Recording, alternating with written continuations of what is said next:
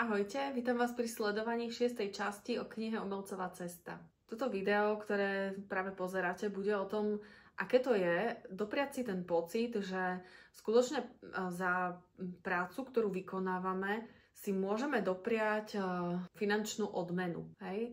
A že aké to je mať možno ani nie takú istotu, ale dôveru v to, že naozaj v našom živote vďaka umeniu a vďaka našej kreativite môže existovať finančná hojnosť. A že to budú také finančné prostriedky, a nie že budú, ale že to sú také finančné prostriedky, ktoré plnohodnotne pokryjú všetky naše náklady a všetky naše potreby, ktoré sú spojené s touto kreatívnou činnosťou, ktorú robíme, prípadne s umeleckou činnosťou, ktorú robíme. A že to budú také zároveň finančné prostriedky, ktoré zároveň nám ešte umožnia ďalej nejak napredovať, rásť a pokryjú všetky naše náklady spojené s životnými potrebami, ktoré počas života bežne máme. No a v druhej časti videa sa budeme rozprávať o tom, aké to je dopriať si v živote nejaký prepich. Vôbec akože to slovo, čo znamená a prečo je mylne chápané v spoločnosti a ako by sme ho mali správne chápať a ako by sme ho mali používať pre náš kreatívny rast. Veľký problém je, že ak sme boli v živote vychovaní v takom prostredí, kde nám bolo do hlavy vtlkané, že zdrojom bezpečia a nejakých naplnených životných snov sú peniaze, tak náš vzťah k peniazom je taký trochu možno pomýlený. Hneď v úvode videa by som chcela poznamenať, že ja si nemyslím, že peniaze sú niečo zlé a nemyslím si takisto, že peniaze sú nejaká zbytočnosť. Hej? Ako vnímam peniaze ako energiu. Dnešný svet je postavený na tom, že ty kde prídeš, tam proste potrebuješ peniaze a ty musíš mať dostatok týchto peňazí na to, aby si mohol nejak plnohodnotne žiť a uskutočňovať svoje sny a kupovať si veci, ktoré potrebuješ ku svojmu životnému smerovaniu.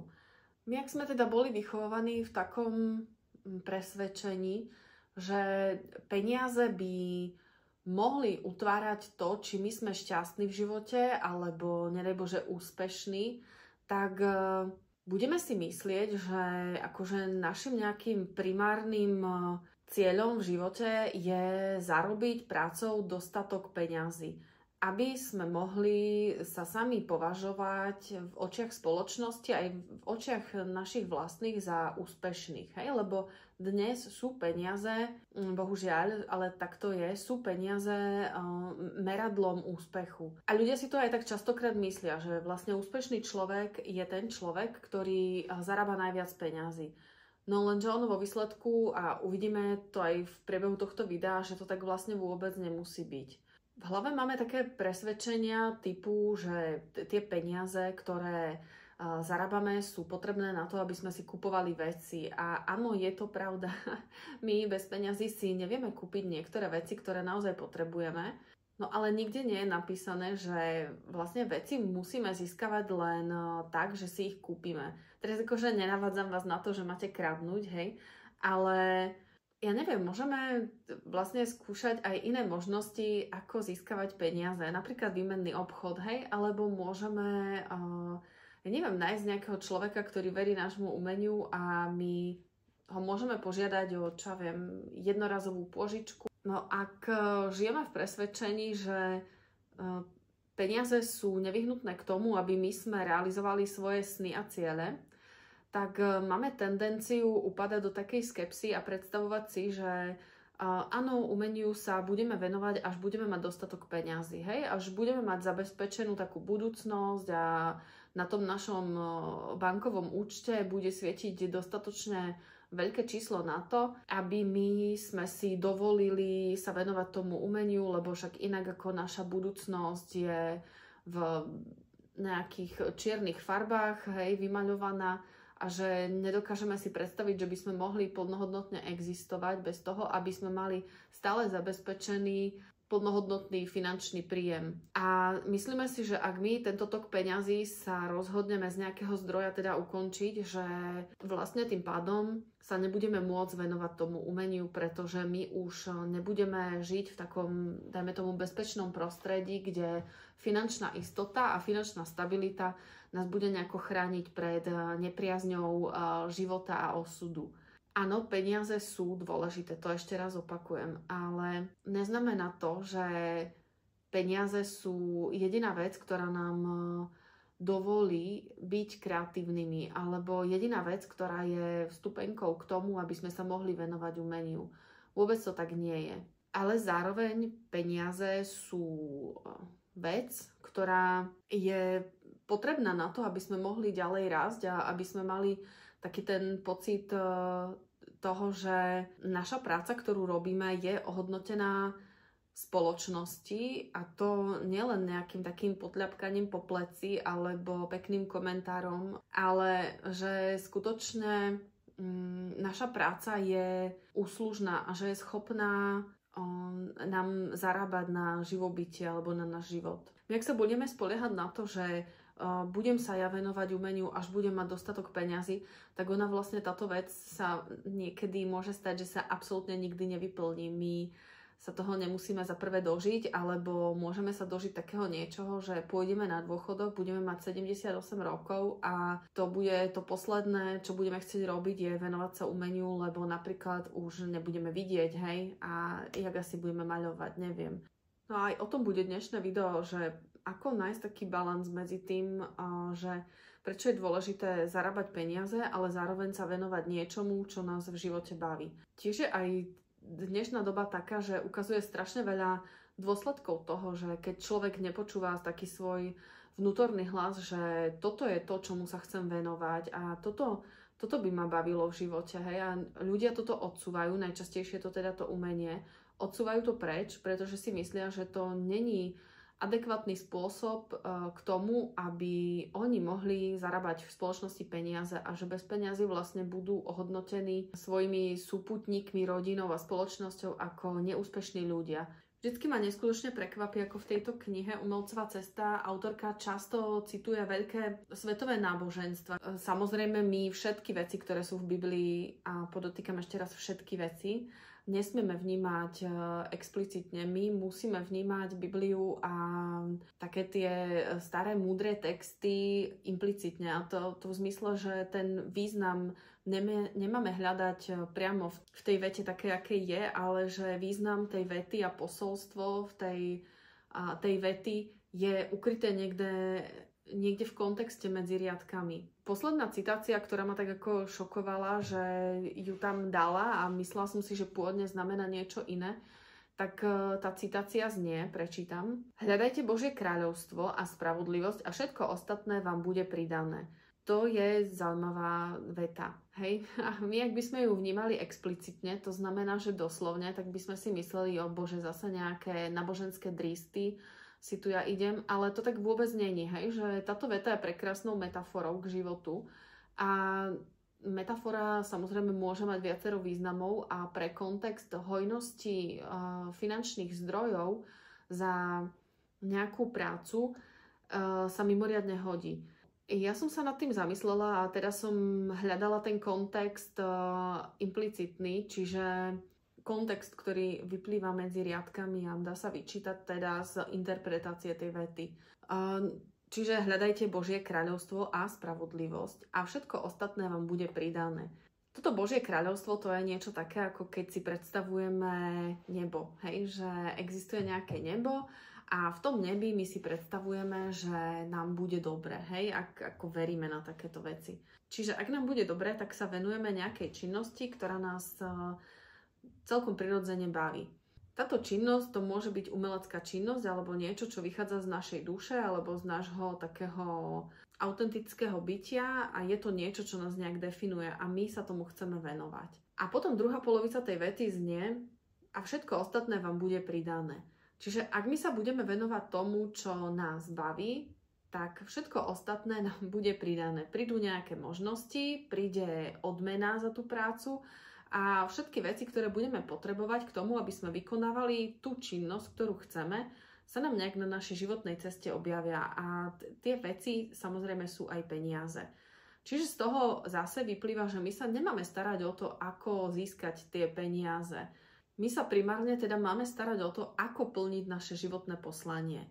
My sme nejak výchovou, prípadne v škole nadobudli pocit, že vlastne práca je niečo, čo nás nebaví a je to niečo, čo je nevyhnutné a čo musíme teda vykonávať, aby sme mohli plnohodnotne žiť. Hej? A my oddeľujeme prácu od nášho súkromného života a oddeľujeme túto činnosť od akýchkoľvek ďalších činností, ktoré v živote máme. Často máme zaužívaný taký možno mylný pocit, že potrebujeme chodiť do práce, aby sme zarábali peniaze a že tá práca to je niečo, čo musíme proste počas života pretrpieť a že akože ak nás to nebaví, no tak to je náš problém a je to problém toho, že sme nejaký rozmaznaní alebo veľmi zhyčkaní alebo precitlivení. To je naozaj niečo, s čím by sme sa mali asi vysporiadať doma v súkromí, prípadne na nejakej terapii, hej.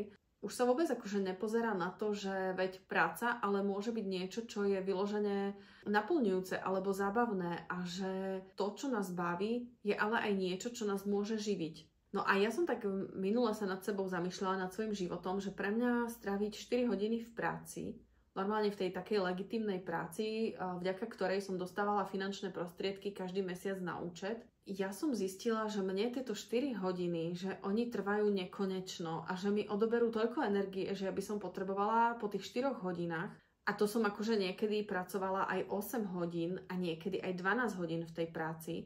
No ale už 4 hodiny spôsobovali niečo také, že ja som potrebovala 2-týždňovú dovolenku, tak som extrémne nenávidela tú činnosť, ktorú som vykonávala.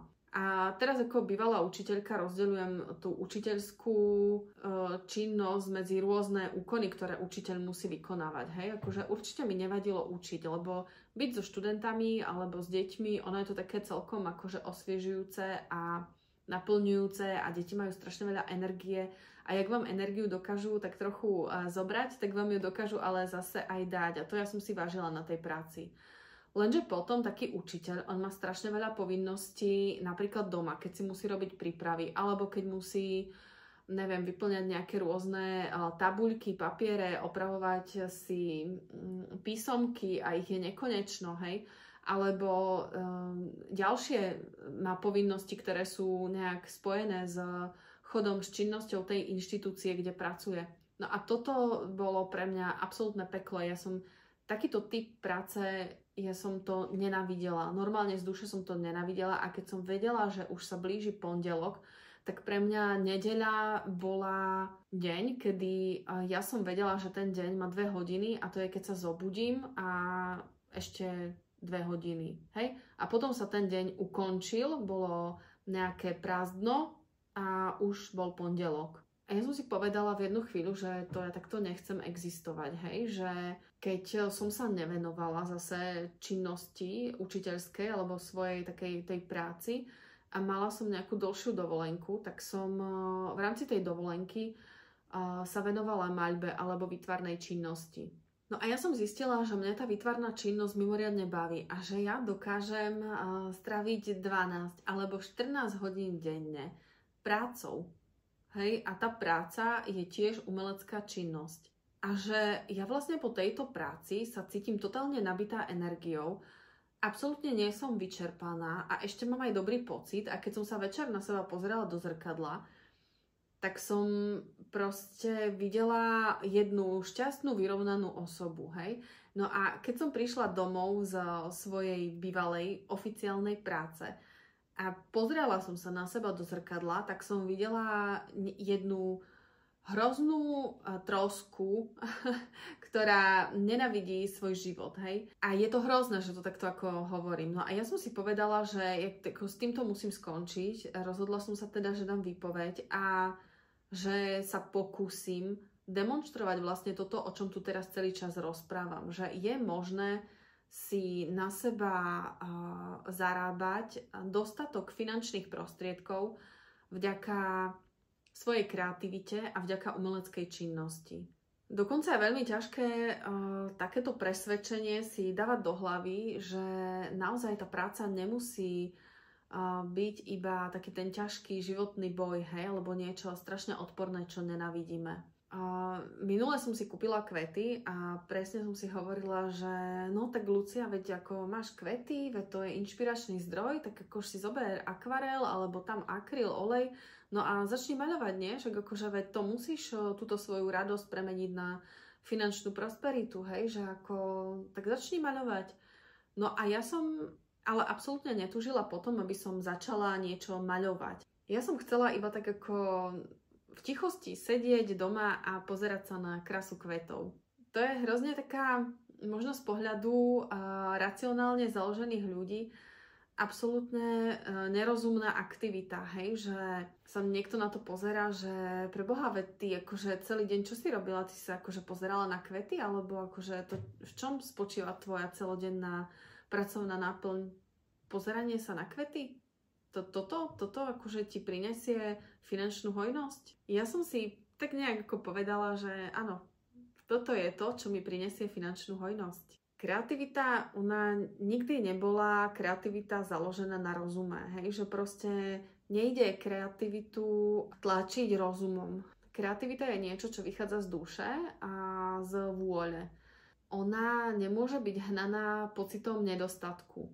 Lebo ak je hnaná pocitom nedostatku, tak potom ten umelec začne opakovať to, čo už robil, a ak opakuje nejaké vzorce, ktoré už má naučené, tak výsledkom nie je umelecká činnosť a není výsledkom ani umelecké dielo, ale je to remeslo na nejakej úrovni, hej, už horšej, lepšej, to je, záleží od toho, aká tá vec, ktorej sa ten umelec venuje, aká tá vec je. My vo svojom vnútri a v našej duši my túžime robiť iba také veci, po ktorých naozaj túžime. Nad tým som sa tiež toľkokrát zamýšľala, že akože ako ja mám vedieť, že niečo naozaj potom túžim ja skrz svoju dušu a autenticitu, alebo ja potom túžim preto, lebo si myslím, že to je dobré, že by som toto mala robiť a že by mi to prinieslo úspech a nejaké uznanie a hlavne peniaze a že je to niečo, čo by ma mohlo nejak ďalej posúvať. No a vyznať sa v týchto dvoch veciach, aké to je, keď po niečom túžime naozaj, alebo si iba myslíme, že potom túžime, no tak to je strašne komplikované. Tu je dôležité položiť si takú otázku, či táto túžba pochádza z našej duše, alebo či táto túžba pochádza z nášho ega, z nášho rozumu, alebo z nejakých citov a emócií. Ak vychádza táto túžba z nášho ega, tak to nie je to, po čom by sme mali túžiť, ale je to niečo, po čom túžime, aby sme boli niekým iným, alebo aby sme sa pripodobnili davu alebo nejakej skupine ľudí, o ktorej si myslíme, že táto skupina ľudí je úspešná, alebo je tam niekto taký, komu sa chceme podobať. Lenže my, ak sa chceme niekomu podobať, tak akože nejakým spôsobom opúšťame sami seba a svoju dušu. A proste tak nejak ako zrádzame sami seba. A to je vždycky taká stopka, že to už treba toto zastaviť a treba sa tak nejak stíšiť a zistiť, po čom teda naozaj túžime. A to nie sú len materiálne veci, ale sú to aj také samozrejme činnosti, hej. A ja tiež veľakrát som si hovorila, no tak akože toto je to, po čom ja túžim, chodiť do práce ráno a vrácať sa z práce absolútne unavená, vyčerpaná, že vlastne pre mňa, keď som sa vrátila z práce, pre mňa ten deň skončil, hej, že ja som vedela, že prídem o 4:00 domov z práce, no a že o 5:00 si môžem ísť ľahnúť a ja si normálne myslím, že nech by som chodila do akejkoľvek práce, takže ja by som tú aktivitu proste nenávidela. Hej, že ona by ma bavila, kým by bola pre mňa nová, ale potom tým, že je to aktivita, ktorú musím vykonávať a ktorú nechcem vykonávať, tak toto je pre mňa, to bol pre mňa akože taký obrovský životný šok, keď som si toto uvedomila, že naozaj žijem život niekoho iného a že toto so mnou nemá teda absolútne nič spoločné a že to není vôbec niečo také, po čom by som v živote túžila.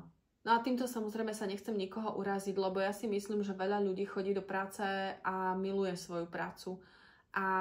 Alebo že tam proste chodia preto, lebo si už na to zvykli a že tak vo výsledku ich to tak nejako baví a že nemajú potrebu svoj život nejak meniť, hej. A ak to tak majú a sú s tým vyrovnaní a prežívajú životnú radosť a majú nejaký vnútorný kľud, tak je to super. Je to super, že proste sa tomuto venujú a je dobré, že žijú v nejakej harmonii so svojou dušou a so svojím vnútorným prežívaním. Hej, to ako každý má inak nastavené, hej. A ja keď o tom rozprávam, tak je to šťastie o tom, že je to moja subjektívna výpoveď a skúsenosť s týmto problémom. Nie, nehovorím o tom preto, že by som chcela niekoho osočovať, to v žiadnom prípade nie. Takýto stav, kedy my bytostne po niečom túžime a spája sa to teda s umením, že túžime po vykonávaní umeleckej činnosti, ale my si to nedoprajeme v živote, vykonávať tú umeleckú činnosť, tak takýto stav autorka v knihe nazýva termínom umelecká anorexia. Normálne akože používa tento medicínsky termín a pripodobňuje to k takej tej normálnej anorexii, kedy si ľudia odopierajú jedlo, pretože jedlo je pre nich spojované s niečím, čo síce milujú a potrebujú to, ale zároveň si myslia, že im to jedlo môže nejako uškodiť, hej, že čo ja viem, priberú, alebo že sa zneatraktívnia pred očami ostatných ľudí, hej. Je to veľmi nebezpečný stav pre psychiku a pre toho, či človek v živote pociťuje zo života radosť alebo nepociťuje radosť, hej. Ja si myslím, že človek, ktorý trpí touto umeleckou anorexiou, tak určite v živote nemôže pociťovať plnohodnotnú radosť. Hej? Pociťuje len také niečo, o čom si myslí, že je radosť. Veľa ľudí má taký pocit nejakej bezmocnosti a myslí si, že táto umelecká anorexia je spojená s tým, že nemôžem si teda dopriať venovať sa umeleckej činnosti, pretože nemám dostatok finančných zdrojov. Autorka upozorňuje na to, že umenie sa rodí v hojnosti. Rodí sa v hojnosti a to, ak umelec má pocit, že má dostatok možností, dostatok zdrojov a to akože nielen finančných, ale samozrejme aj nejakú energiu, hej, vykonávať tieto veci. Ja keď sa zamyslím tak nad svojim životom, tak si uvedomujem, že ja ako učiteľka som mala počas tých 10 rokov v školstve vždycky možnosť venovať sa umeniu. To bolo hlavne vtedy, keď deti alebo študenti mali prázdniny a vtedy učitelia si musia čerpať dovolenku, ktorú si inak cez rok nemôžu čerpať, pretože sú prítomní v škole.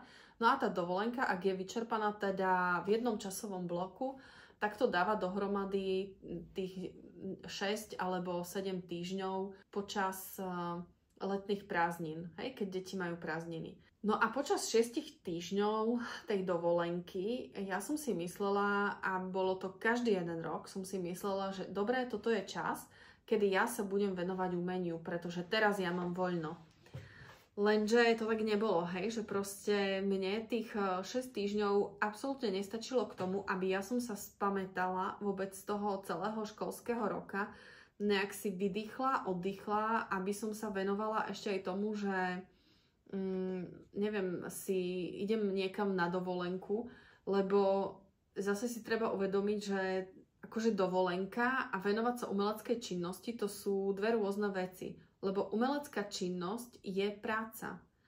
A človek síce čerpá energiu z toho, že sa venuje niečomu, čo ho baví, ale zároveň je to, už som to hovorila, a je to namáhavá duševná činnosť. Hej, to akože není len tak, že človek je vtedy v nejakom vzduchoprázdne a levituje na oblačiku alebo čo, že naozaj človek potrebuje tú činnosť umeleckú mať rôznorodú a ona sa skladá z niekoľkých fáz. A to je napríklad aj činnosť, že potrebujem teraz mať oddych. Hej, a keď ja ten oddych potrebujem mať, ale počas letných prázdnin, tak Kedy mám potom vykonávať to umenie? Hej, kedy sa mám venovať maľbe napríklad? No a toto je veľmi také ako nebezpečné a komplikované a veľa umelcov, ktorí pracujú v školstve, sa na tomto dokáže absolútne zabrzdiť, hej. My, ak chceme robiť umenie, musíme to mať v hlave nastavené tak, že je to vec, ktorú sme si sami vybrali. Že ja ju robím, tú umeleckú činnosť teraz preto, lebo ja chcem. Nie preto, že mám teraz čas. Venovať sa umeniu to nefunguje tak, že a teraz si sadni a lusknem a teraz ja vyprodukujem obraz, hej, alebo napíšem knihu.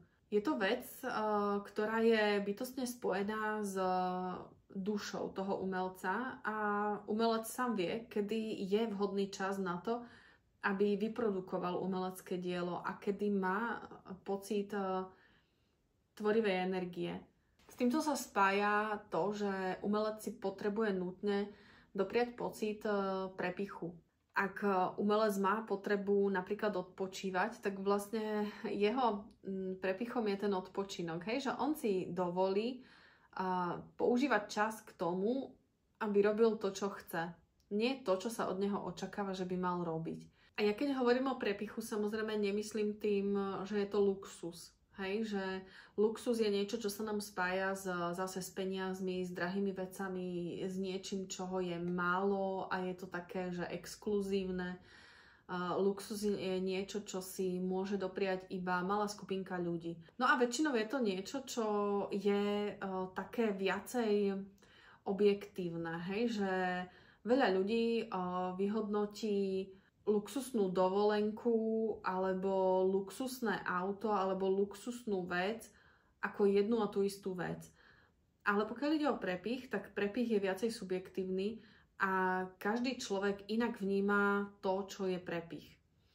A zatiaľ čo luxus sa nutne spája s peniazmi, alebo minimálne ako v našej reči, hej, v kontexte jazyka, tak slovo prepich zase môže znamenať aj niečo, čo absolútne s peniazmi nesúvisí. Ale môže to súvisieť aj s peniazmi. Dokonca v knihe je taký príklad toho, že nejaká žena za svoj prepich považovala, že si kupuje, neviem, maliny. Hej, že ona proste má chuť na maliny, no tak si ide kúpiť maliny. Vždycky, keď tie maliny si z nich urobí, neviem, koktail, alebo nejaké sladké jedlo, alebo len tak si zobka maliny, tak vlastne ona pociťuje pocit toho prepichu, že ona si dopriala niečo, čo vyložene chcela, ale to nemá žiadnu racionálnu, rozumovú podstatu. Že vlastne veď maliny sú bežná potravina, bežné ovocie, ktoré je dostupné v supermarketoch a veď každý si môže kúpiť maliny. Je to pre ňu nejaká odmena alebo stav, kedy ona pociťuje radosť, hej, že si kúpila maliny a že sa z toho teraz teší, lebo jej chutia a že každý deň si tak môže dopriať trochu radosti kvôli týmto malinám alebo vďaka týmto malinám. Ja som sa aj tak nad tým zamýšľala, že čo je pre mňa taký akože pocit nejakého prepichu. A ja som nevedela vôbec, že kedy ja si doprajem nejaký prepich, že čo to vlastne akože je pre mňa osobne, hej, že aké to je. A potom som si spomenula, že vždycky ja pocit nejakého prepichu alebo nejakej výnimočnosti mám vtedy, keď si kúpim kvety. Keď ja si kúpim, áno, normálne si idem do kvetinárstva a kupujem si tam kvety a to je jedno, v akej hodnote, podstatné je, či sa mi páčia, alebo či tá kompozícia, ktorú ja tam vytvorím z toho tovaru, ktorý oni tam majú, či ona ma nejako inšpiruje, alebo či sa mi proste jednoducho sa mi páči.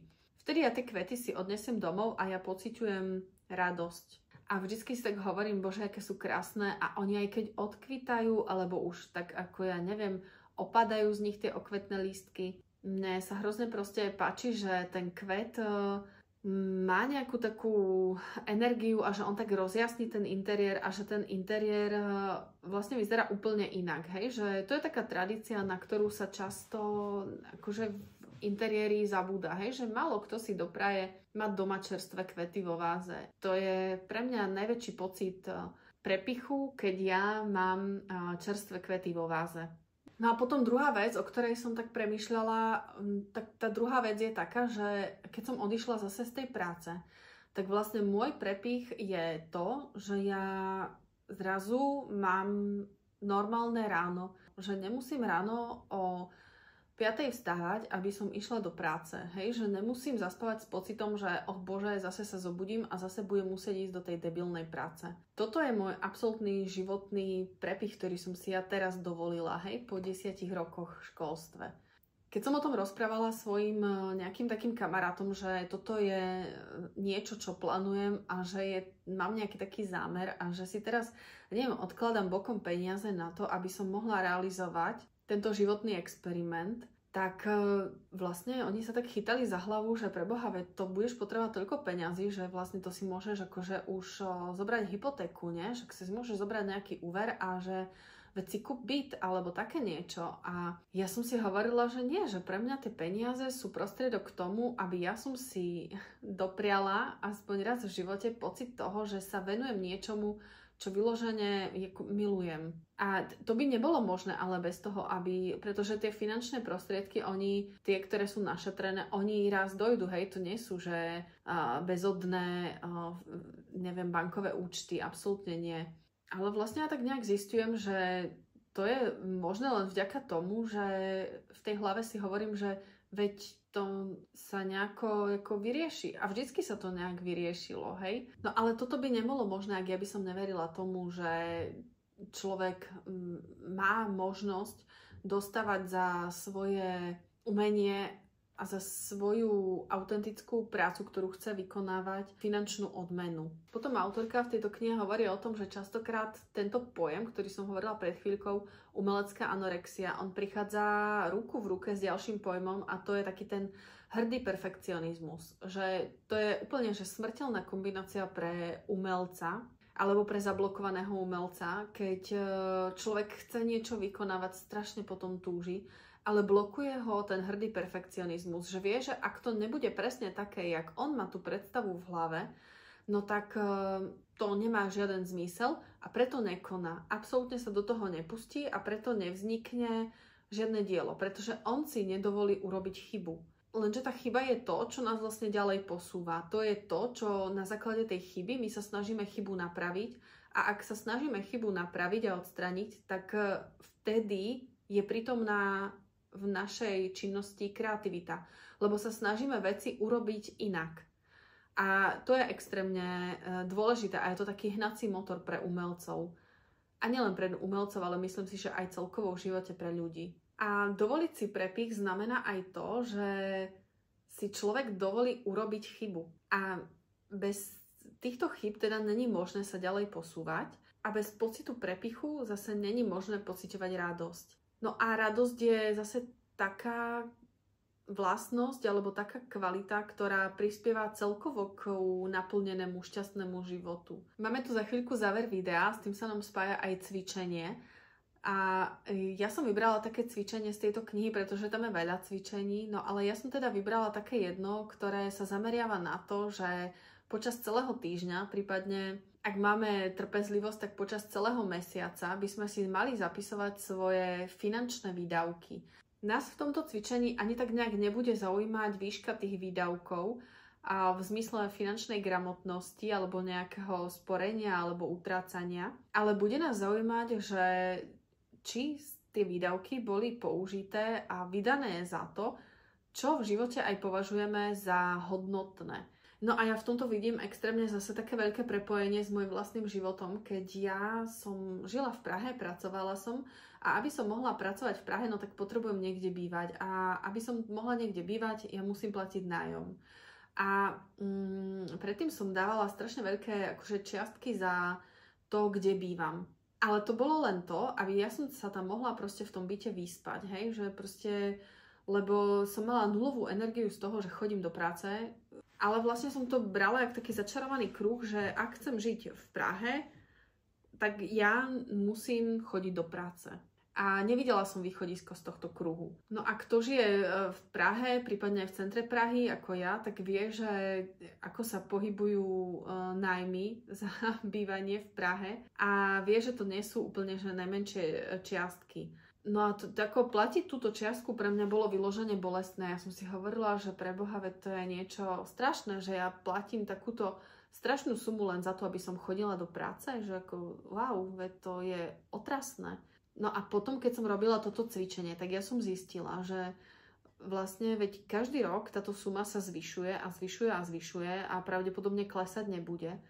Ale že teraz sa niečo zmenilo, hej, že ja tým, že svoj byt som premenila na ateliér a zároveň na svoju takú pracovňu a miesto, kde žijem, vlastne sa zmenilo to, že mne zrazu tento výdavok sa posunul do tej kolónky výdavkov, ktoré považujem za skutočné hodnoty. Hej, že pre mňa zaplatiť nájom znamená dopriať si priestor, v ktorom môžem slobodne tvoriť, pracovať, v ktorom môžem byť šťastná, v ktorom sa môžem venovať nejakej svojej kreativite a umeleckej činnosti. A zrazu z výdavku za vec, ktorú som považovala za nehodnotnú, sa stala jedna taká obrovská hodnota.